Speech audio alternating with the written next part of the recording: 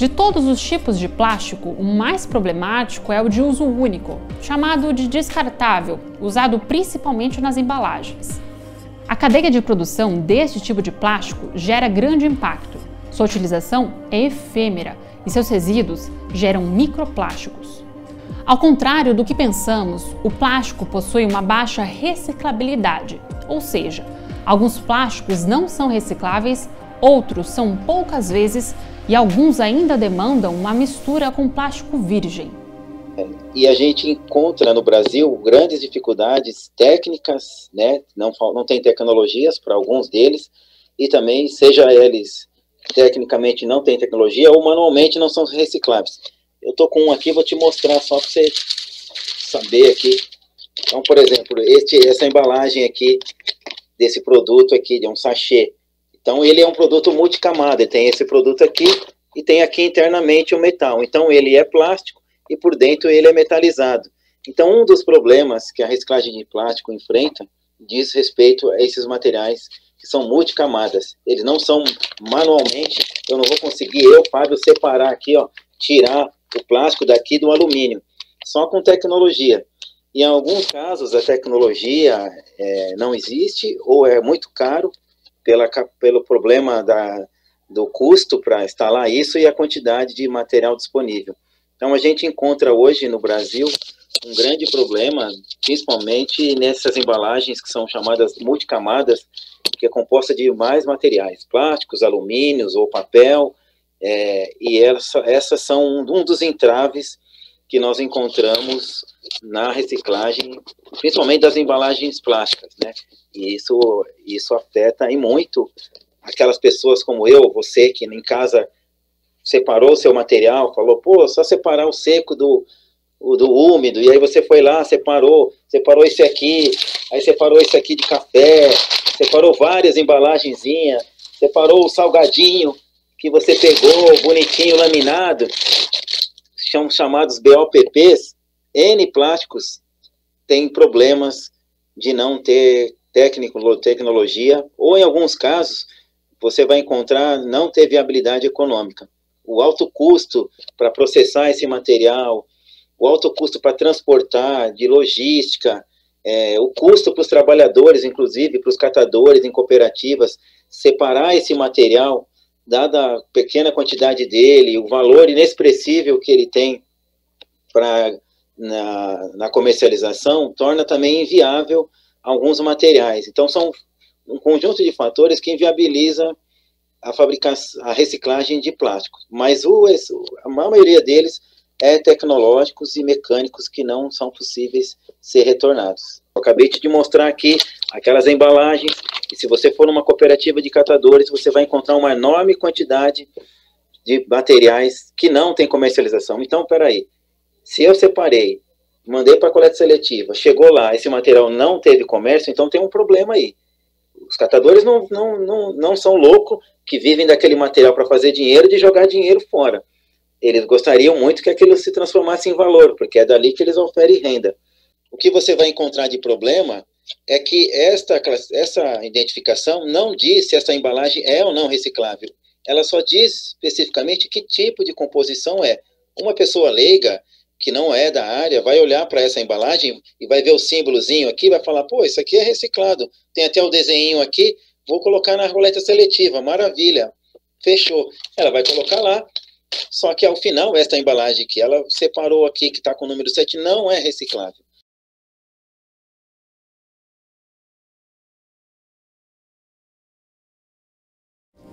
A pandemia da Covid-19 agravou o problema, pois aumentou a produção e o consumo das embalagens. Aumentou a produção de material para enfrentamento à doença, como EPIs, seringas, vasilhames, entre outros. Os materiais contaminados não podem ser reciclados e ainda houve paralisação ou retrocesso sobre políticas públicas para a redução dos plásticos. Olhando para a realidade europeia, o Green Deal europeu, o Pacto Verde, foi lançado no final de 2019, em dezembro. Entretanto, a pandemia despontou e foi o tema, na verdade, durante cerca de um ano. As prioridades acabaram por ser outras, que é tratar as pessoas, no fundo, prevenir, não é? As reuniões internacionais sobre estes temas foram canceladas, passaram para segmentos online, que não são a mesmesma coisa. Significa que se os segmentos forem online, significa que não se pode tomar decisões, portanto apenas há discussão, porque há muitos Estados que, tanto na União Europeia como fora dela, pelo mundo fora, consideram que só estão em reuniões presenciais é que podem ser tomadas decisões. É certo que o momento que a gente está vivendo de pandemia, houve um aumento do consumo de plásticos, especialmente os de uso único, que vai, né, dos nossos equipamentos de proteção individual, uso em hospitais, mas a população toda hoje é sendo colocada com essa necessidade. Então, só das máscaras, luvas, enfim, inúmeros. O crescimento é gigantesco do uso desse material descartável.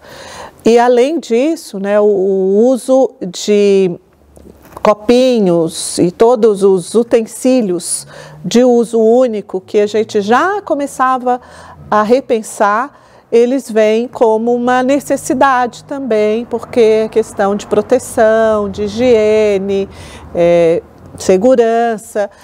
Somado a isso, o nosso incremento dos deliveries, que vai de deliveries de alimentação e também das milhares de compras. O resultado é que a nossa vida, no momento da pandemia, está embrulhada no plástico. Mas acho que uma grande lição que traz essa pandemia é isso que eles colocam, né, o movimento nacional e os catadores que participaram dos eventos, que é a essencialidade do serviço deles, né? Porque é isso, né? Eles são a base dessa pirâmide, né? Os catadores autônomos e cooperativados. E ficou muito claro isso, né? Que quando para, né? Em São Paulo não parou tanto, mas em outros lugares, quando para, que o sistema vê, né? Que a cadeia de reciclagem vê, que, enfim, o sistema municipal vê o quanto eles são importantes. Os problemas da poluição causada pelo plástico e pelo microplástico são extensos e complexos. A cadeia do plástico é longa e global. Os efeitos ambientais acontecem sobre os seres vivos, sobre o solo, ar e água. Os microplásticos são tóxicos e bioacumulantes. Esse tipo de poluição é fonte de inúmeras injustiças socioambientais, uma vez que as populações mais pobres sofrem consequências mais severas. Os microplásticos causam impacto sobre o sistema de saneamento e saúde pública. A poluição por plástico é de difícil governança, uma vez que diferentes atores sociais possuem interesses conflitantes. Dada a gravidade e a complexidade da situação, é urgente a demanda por soluções multiníveis, ou seja, que envolvam vários atores da sociedade e visem não apenas a etapa final, que é a reciclagem, mas sim todo o ciclo do plástico, sobretudo a sua origem. Para isso, pode-se pensar em 3 níveis de atuação possíveis. Quebrar os mitos das soluções falsas, atuar em políticas públicas e fortalecer inovações locais. Entre as falsas soluções, podem ser citadas o mito da soberania do consumidor e do consumo responsável, o mito da reciclagem, o mito da autorregulação e do livre mercado e o mito da incineração e do reaproveitamento energético. Vamos entender por que essas soluções são falsas.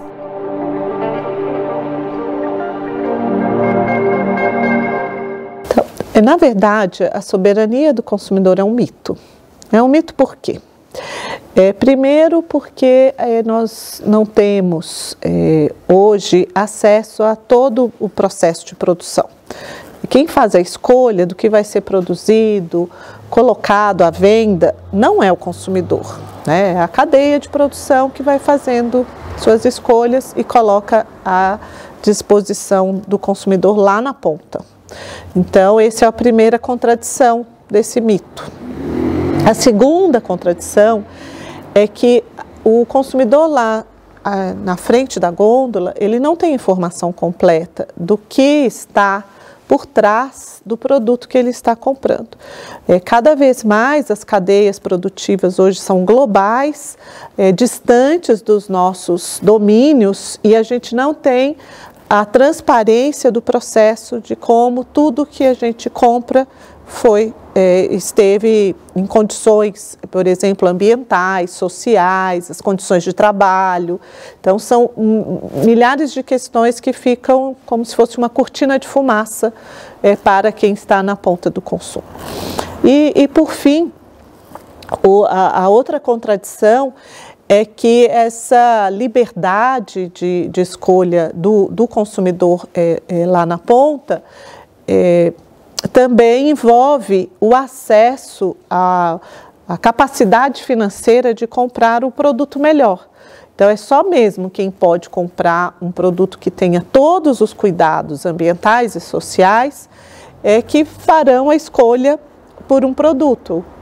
Outros que não têm capacidade financeira não têm escolha alguma. Então, a liberdade de escolha e a soberania do consumidor é realmente um mito dentro do momento atual do nosso sistema de produção e consumo.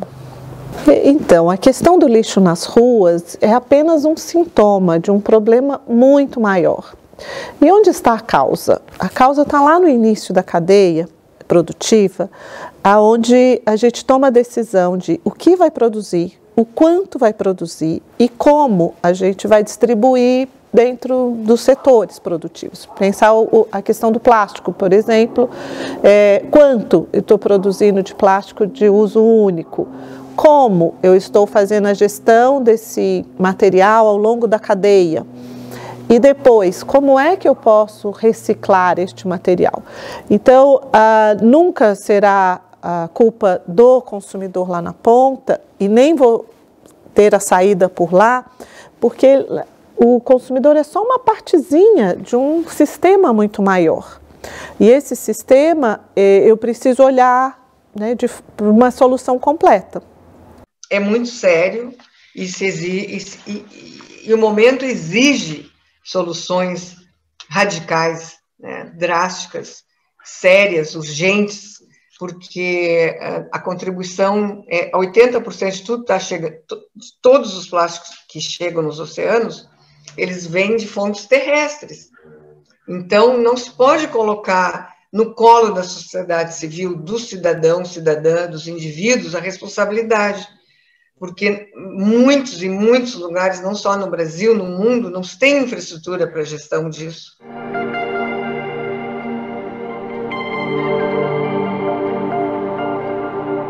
A reciclagem, ela é uma solução parcial, né? Ela nunca vai ser a única saída para esse problema. Então, depois desses últimos 20 anos, o problema surge com muita força, porque ou esse plástico que foi produzido nos últimos 60 anos, ou ele está enterrado em algum canto por aí, ou ele está boiando nos rios, ou ele está no ar. Então, 90% de tudo que a gente já produziu nos últimos 60 anos continua aqui, neste planetinha. A gente conseguiu lidar aí com 9 a 10% de tudo que já produzimos. Então, isso nos leva a crer que a reciclagem para esse problema global não vai ser a saída. O plástico, ele tem uma capacidade pequena de reciclabilidade e ele é irreciclável no momento que eu misturo materiais. Então, por esta razão, grande parte daquela montanha do dia que o catador trabalhou, 50% do dia dele foi desperdiçado, porque não terá valor de venda. E a única fonte de receita de trabalho dos catadores nas cooperativas é o valor de mercado desse material, porque as cidades também não pagam pelos serviços prestados pelos catadores. Então, nos nossos estudos, a gente tem adotado, né, esta analogia, né, de que o trabalho do catador é, muitas vezes, um trabalho desperdiçado.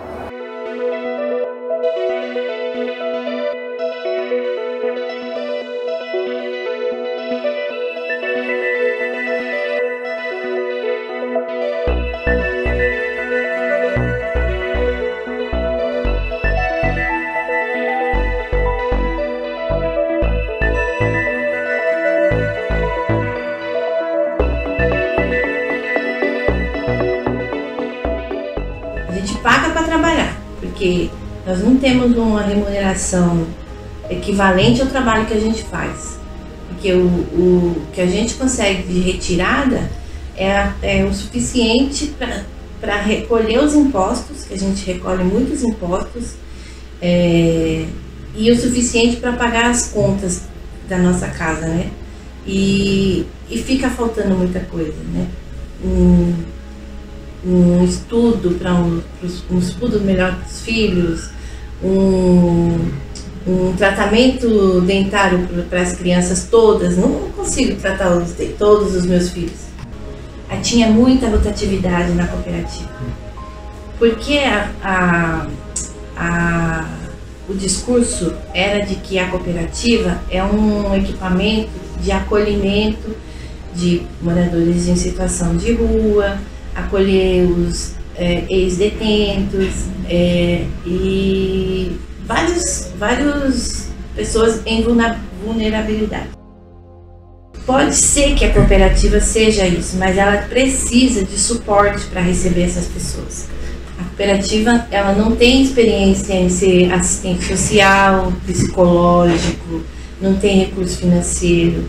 Então a gente sofreu muito com isso, porque o discurso do governo, da gestão, era de que as cooperativas foram feitas para acolher, as cooperativas eram geração de trabalho e renda, e que acolhe pessoas em situação de rua. Então esse discurso, às vezes o discurso de campanha, que faz a pessoa até ganhar uma eleição, mas o problema e o gargalo é quem está na ponta que sabe como que funciona, né?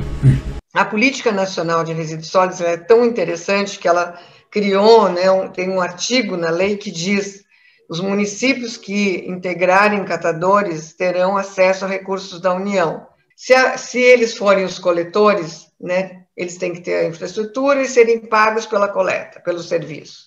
Fizerem educação, pagos pelo serviço de educação.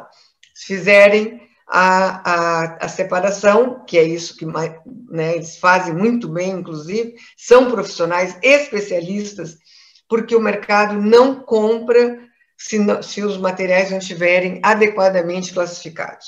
Então, eles sabem o que estão fazendo. Então, eles têm que serem valorizados e remunerados por isso, né? E terem todas as condições de trabalho, etc., para eles poderem também criar as condições de proteção deles no futuro, né? Aposentadoria, seguro-saúde, etc., sem o qual eles não vão ter condições dignas de fazer esse trabalho, que são praticamente os únicos que fazem há mais de 60 anos, e não se pode aceitar que se continue dessa forma, né, o trabalho, sem reconhecê-los, sem apoiá-los, né? E não é um trabalho de caridade, como eles nos ensinam, é um trabalho que é necessário para a sociedade.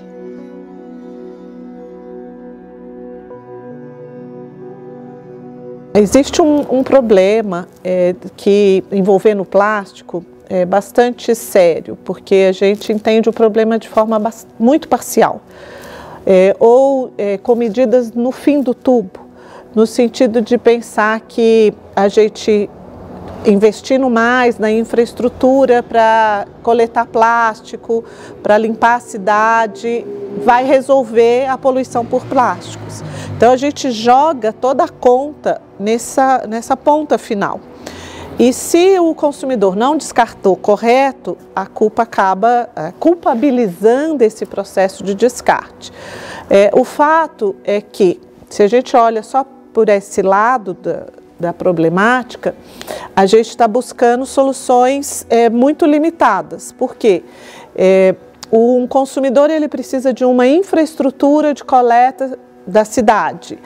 A indústria precisa pagar pelo recolhimento e criação de uma cadeia que compre esse material e recicle esse material. As empresas, a gente nota que elas se mobilizam ao longo de toda a cadeia do plástico.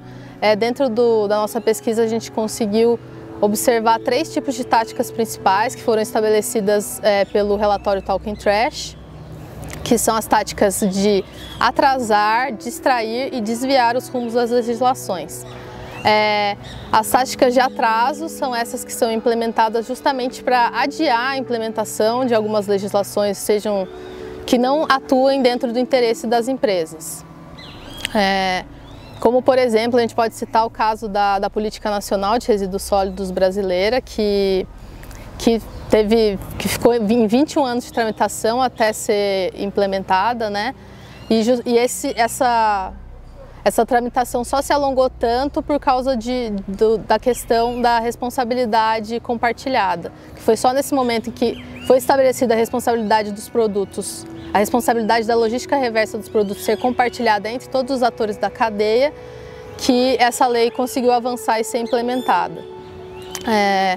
Depois a gente tem as táticas de distração, que são as táticas quando as empresas elas assumem voluntariamente alguns compromissos, né, que alguma lei pretende implementar, elas assumem voluntariamente esses compromissos, só que sem a intenção de cumpri-los.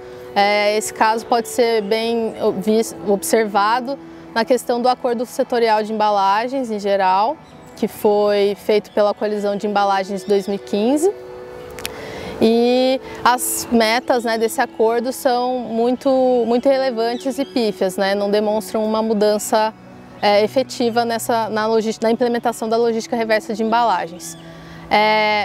A gente também tem a tática de desviar o rumo, né? Essa tática ela é aplicada juntamente com as outras e a gente observou muito essa tática durante a pandemia, quando as empresas se aproveitam dessas crises, né, crises sanitárias, ambientais, econômicas, para adiarem ou desviarem o rumo das legislações. Então, sob o discurso, né, de que o plástico é muito higiênico ou mais seguro que outros materiais, as empresas acabaram adiando a implementação de diversas leis de banimento de plásticos de uso único.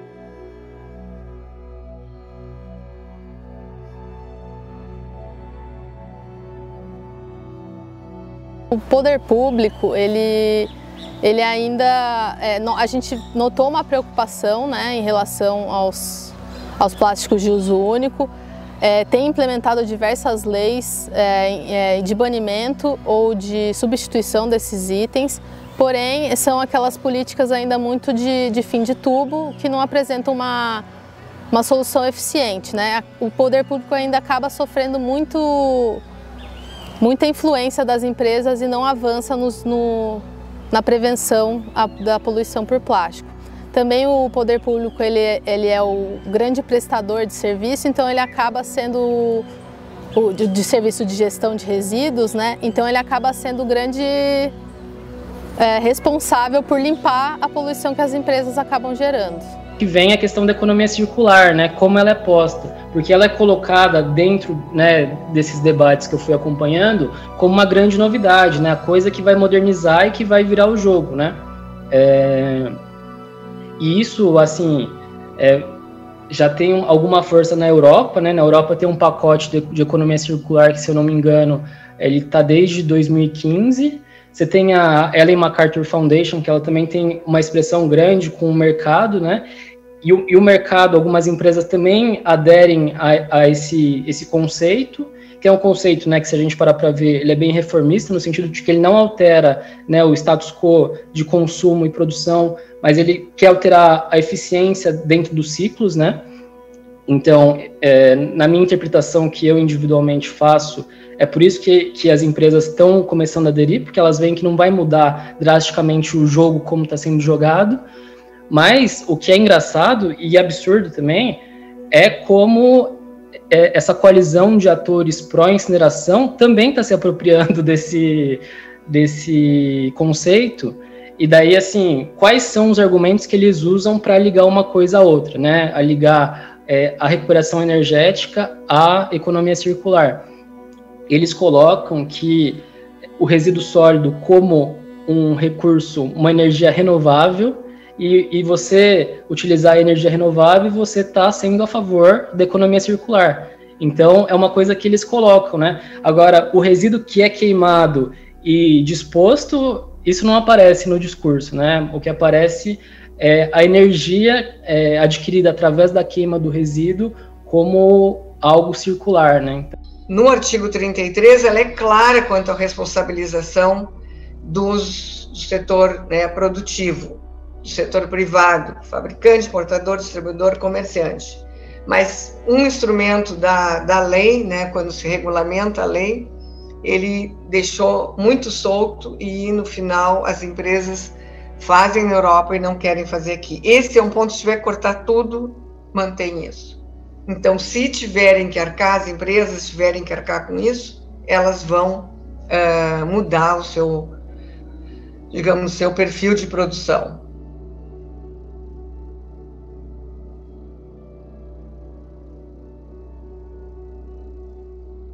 A indústria incineradora gosta de vender esse equipamento dizendo que vai produzir energia renovável. E pensando no que nós conversamos, quer dizer, vai gerar resíduo, vai extrair minérios, vai extrair silícia para fazer o vidro, vai extrair a polpa das árvores para fazer papelão. Então, assim, vai se primeiro produzir todo esse impacto de extração, depois todo o impacto da produção, do transporte, tudo isso emite gases de efeito estufa, e os incineradores vão destruir para gerar uma energia, né? Já se tem estudos, fartos estudos na Europa, inclusive se caminha para exigência de não financiamento, foi aprovado, né, pelo Parlamento Europeu não financiar esses equipamentos mais. Então eles estão vindo intensamente, né, com muita sede ao pote para a América Latina, como que trazendo soluções, porque nós temos 50% no Brasil dos nossos resíduos ainda são destinados para lixões, e igualmente 50% nos municípios. Então, esses equipamentos, eles são caros, destroem materiais, destroem possibilidades de frentes de trabalho, geração de trabalho e renda, emitem gases de efeito estufa, eles são de alto impacto ambiental e para a saúde humana, cancerígenos, porque eles são biocumulativos, ainda que tenham filtros, eles emitem, né, substâncias tóxicas, cancerígenas, como dioxinas e furanos, e tem o risco também, e eles se acumulam, né, ainda que seja naquela, um nanograma por tonelada, isso se acumula na atmosfera, não sai nada, sai da nossa atmosfera.